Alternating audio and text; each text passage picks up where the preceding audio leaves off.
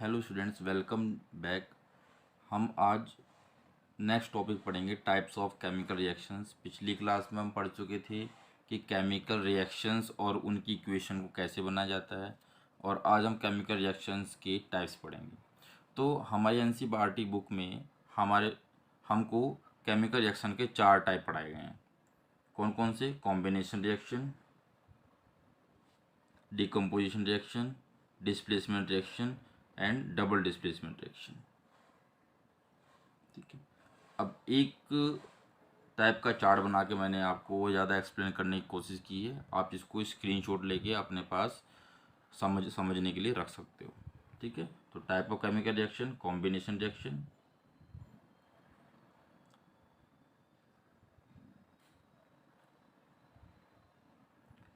ठीक है। तो combination reaction, decomposition reaction, displacement reaction और डबल डिस्प्लेसमेंट रिएक्शन। अब एक एक करके हम इसको एक्सप्लेन करेंगे, हर एक टाइप को। सबसे पहले कॉम्बिनेशन रिएक्शन।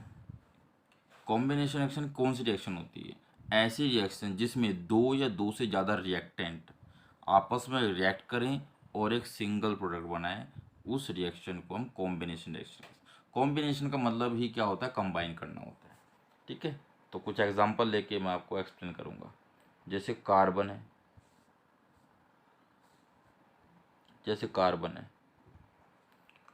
कार्बन को जब हम जलाएंगे तो कार्बन डाइऑक्साइड बनेगा। ठीक है। बैलेंस भी करते चले जाएं साथ में, ये बैलेंस है ऑलरेडी। इसी तरह से हम और भी रिएक्शंस कर सकते हैं। जैसे हाइड्रोजन और ऑक्सीजन को कंबाइन किया जाएगा तो वाटर बन जाएगा। ऐसे ही इसको बैलेंस कर लेंगे।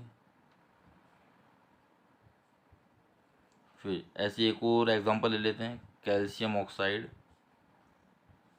को वाटर में रिएक्ट कराया जाएगा तो कैल्शियम हाइड्रोक्साइड बन जाएगा। जो कैल्शियम हाइड्रोक्साइड बना, ये सिलेक्ट लाइम बोलते हैं इसको, कॉमन नेम। और ये कैल्शियम ऑक्साइड है ये। ठीक है। और कैल्शियम ऑक्साइड का कॉमन नेम होता है क्विक लाइम। ठीक है। आप इसकी स्टेट भी ले सकते हो। स्टेट कैसे लिखेंगे? जैसे कैल्शियम ऑक्साइड सॉलिड फॉर्म में है, वाटर लिक्विड फॉर्म में होता है, और कैल्शियम हाइड्रोक्साइड वो भी लिक्विड फॉर्म में होता है। ठीक। ये कॉम्बिनेशन रिएक्शन हो गई। अब है डिकम्पोजिशन रिएक्शन। डिकम्पोजिशन रिएक्शन क्या होता है? बिल्कुल कॉम्बिनेशन रिएक्शन का अलग। तो इसमें क्या होता है कि एक रिएक्टेंट, सिंगल रिएक्टेंट दो या दो से ज़्यादा प्रोडक्ट में टूट जाएगा, डिकम्पोज हो जाएगा। तो the reaction in which two और more products are formed from a single reactant is called decomposition reaction. अब कुछ एग्जांपल्स भी लेंगे, और उससे पहले मैं आपको ये बताऊंगा कि डिकम्पोजिशन रिएक्शन भी कुछ टाइप्स होते हैं। कौन कौन से टाइप्स होते हैं?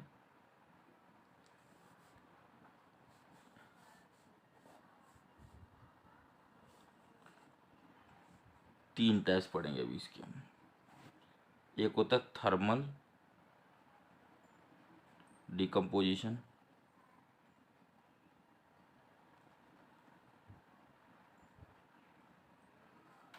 दूसरा टाइप है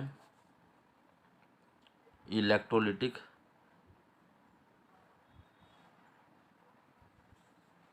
डिकम्पोजिशन,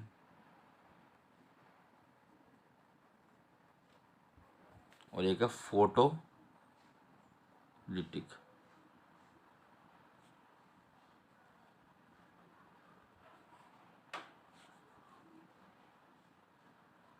फोटोलिटिक डिकम्पोजिशन। ठीक है। ये तीन रिएक्शन। तो डिकम्पोजिशन रिएक्शन तीन टाइप्स की बताए मैंने, थर्मल डिकम्पोजिशन, इलेक्ट्रोलिटिक डिकम्पोजिशन और फोटोलिटिक। देखो, थर्मल डिकम्पोजिशन क्या होता है? जिसमें हीट इवोल्व होती है रिएक्शन के अंदर। इवोल्व मतलब कि लिबरेट नहीं, मतलब कि यूज़ होती है, हीट यूज़ होती है। कि हम रिएक्शन में उस रिएक्टेंट को तोड़ने के लिए उसको हीट करते हैं। फिर इलेक्ट्रोलिटिक डिकम्पोजिशन मतलब है कि उस लिक्विड में इलेक्ट्रिसिटी पास कराते हैं, इसमें इलेक्ट्रिसिटी पास कराई जाती है। और ये फोटोलिटिक जो डिकम्पोजिशन है उसमें सनलाइट से ही कंपाउंड टूट जाता है। ठीक है, तो ये तीन चीज़ें। तो डिकम्पोजिशन रिएक्शन के अब कुछ एग्जांपल्स भी पढ़ेंगे। तो पहला एग्जांपल लेते हैं आयरन सल्फेट का, FeSO4। इसको हीट करो, ठीक है, इसका सिंबल होता है ऐसे, हीट का सिंबल होता है ये, ठीक है, ट्रायंगल की फॉर्म में।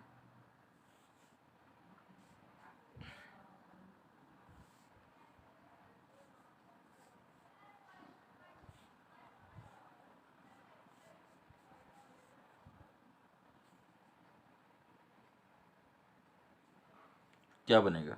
आयरन ऑक्साइड बनेगा, ये फेरस ऑक्साइड बोलेंगे, Fe2O3। सल्फर डाइऑक्साइड बनेगा और सल्फर ट्राइऑक्साइड बनेगा। ठीक है, एक और एग्जांपल लेते हैं,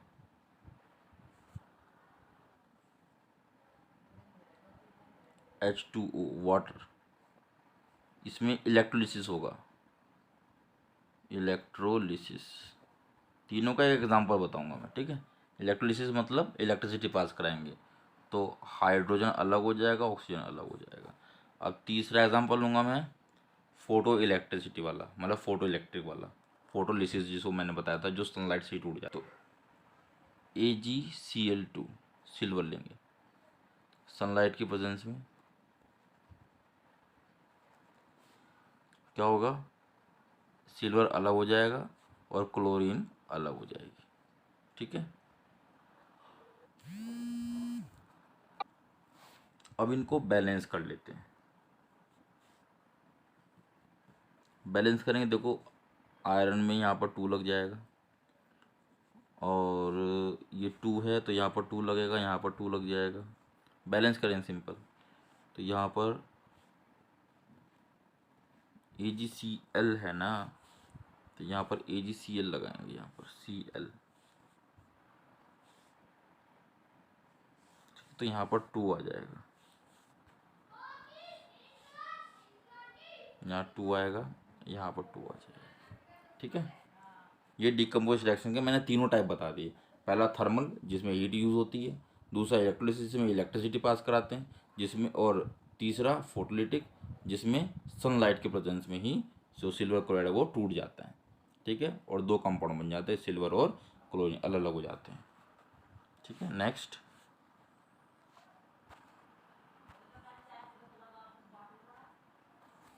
एक और इम्पोर्टेंट रिएक्शन है जो है silver bromide. Silver bromide sunlight के प्रेजेंस में सिल्वर अलग हो जाता है, ब्रोमीन गैस निकलती है। बैलेंस करेंगे तो यहाँ 2 लग जाएगा, यहाँ पर 2 लग जाएगा।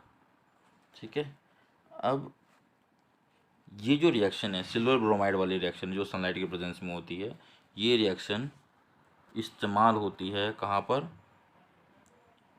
ब्लैक एंड वाइट फोटोग्राफी में।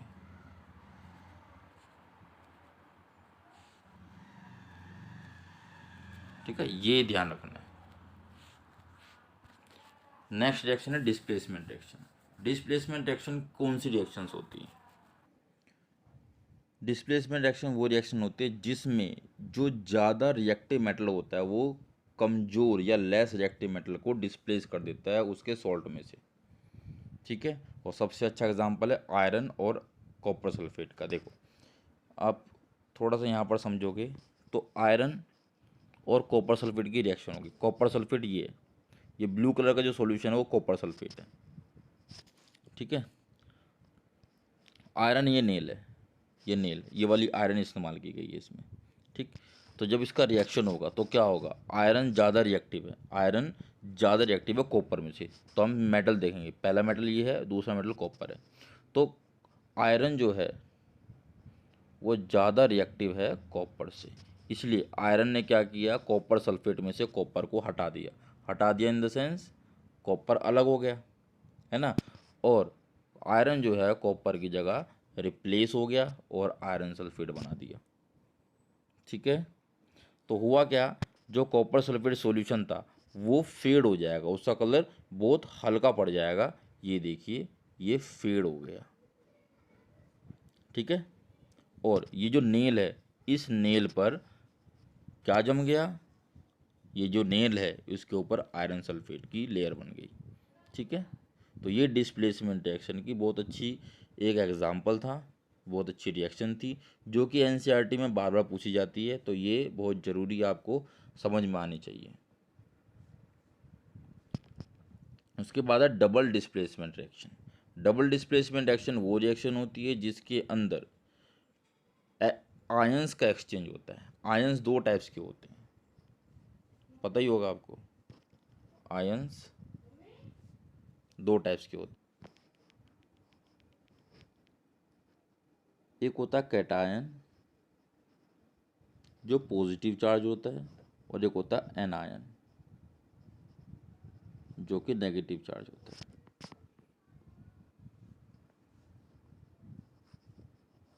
ठीक है, दो टाइप के आयंस हो गए। ये चार्ज्ड बॉडीज होती हैं। चार्ज बॉडी मतलब कि ऐसे कंपाउंड होते हैं जिन पे या तो पॉजिटिव चार्ज होगा या नेगेटिव चार्ज होगा। फिर क्या होगा, इनके अंदर पॉजिटिव और नेगेटिव आयंस के बीच में एक्सचेंज हो जाएगा। जो ये कंपाउंड के अंदर मौजूद जो पॉजिटिव और नेगेटिव आयंस है वो आपस में एक्सचेंज हो जाते हैं। ठीक है, इसलिए बोलते हैं इस रिएक्शन में कि the reaction in which exchange of ions takes place is called double displacement reaction. ठीक है, तो डबल इसलिए बोला है क्योंकि दोनों में से आयंस का एक्सचेंज होता है, और इस रिएक्शन में प्रेसिपिटेट बनता है, मतलब ऐसा सब्सटेंस बनता है जो कि इनसोल्यूबल होता है पानी में, मतलब पानी में घुलता नहीं है। ठीक है, तो ऐसा कुछ एग्जांपल लेके हम आपको बताएंगे। सोडियम सल्फेट और बेरियम क्लोराइड लेंगे हम। सोडियम सल्फेट और बेरियम क्लोराइड क्या होगा, सोडियम बेरियम के साथ एक्सचेंज, मतलब कि अभी इसमें एक्सचेंज ऑफ आयंस होगा, तो यहाँ पर बनेगा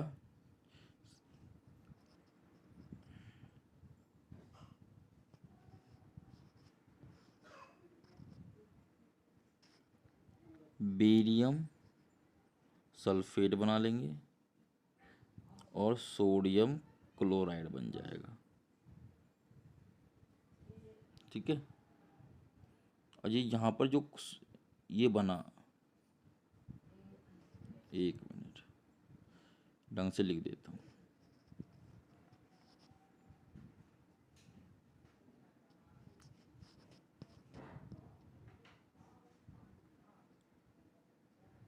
NaCl। ठीक है, ये बेरियम सल्फेट जो है वो इनसोल्यूबल है और वाइट कलर का होता है और इनसोल्यूबल होता है पानी के अंदर, मतलब घुलता नहीं है। और NaCl तो आपको पता है कॉमन सॉल्ट होता है, ये सोल्यूबल होता है, ये पानी में घुल जाता है। तो यहाँ पर जो ये वाला जो पार्ट है वो क्या है, इनसोल्यूबल, और यही जो इनसोल्यूबल पार्ट होता है इसी को बोलते हैं हम प्रेसिपिटेट। प्रेसिपिटेट, ठीक है, इसको हम प्रेसिपिटेट रहता है। और ये इन रिएक्शन में प्रेसिपिटेट बच जाता है, इनसोल्यूबल सब्सटेंस बन जाता है, इसलिए इस रिएक्शन को प्रेसिपिटेशन रिएक्शन भी कहते हैं। ठीक है, तो आज हमने टाइप ऑफ रिएक्शंस पढ़ी, केमिकल रिएक्शन 4 टाइप्स की पढ़ी। ठीक है, तो इसमें कोई भी आपको दिक्कत है, कोई भी ऐसा टाइप आपको समझ में ना आया हो तो आप कमेंट बॉक्स में बोल देना, मैं आपको दोबारा से ये चीज़ समझा दूंगा। ठीक है, और बाकी आपको पसंद आती है वीडियो तो लाइक और सब्सक्राइब कर दो, जिससे कि मैं आपको और वीडियो आपके लिए बनाता रहूँ। ठीक है, अच्छा, एक्सोथर्मिक और एंडोथर्मिक रिएक्शन भी है, ये और बता देता हूँ। एक्सोथर्मिक रिएक्शन वो रिएक्शन होती है जिन रिएक्शन में के होने के बाद उसमें से हीट बाहर निकलती है। ठीक है, वो एक्सोथर्मिक रिएक्शन होती है। ठीक है, सबसे अच्छा एग्जांपल है रेस्पिरेशन। हम जो खाना खाते हैं वो खाना ऑक्सीडाइज होता है ऑक्सीजन के द्वारा। तो उससे होता क्या है कि ऑक्सीजन के द्वारा ऑक्सीडाइज होने के बाद हमें एनर्जी मिलती है एटीपी की फॉर्म में। तो एनर्जी रिलीज हो रही है, इसका मतलब एक्सोथर्मिक रिएक्शन है। और एंडोथर्मिक रिएक्शन वो रिएक्शन होती है जिसमें एनर्जी को इस्तेमाल किया जाता है कंपाउंड को तोड़ने के लिए। तो जो एक्सोथर्मिक रिएक्शन वो कॉमनली कौन सी रिएक्शंस होती हैं? एक्सोथर्मिक रिएक्शंस कौन कौन सी? हम कह सकते हैं कि कॉम्बिनेशन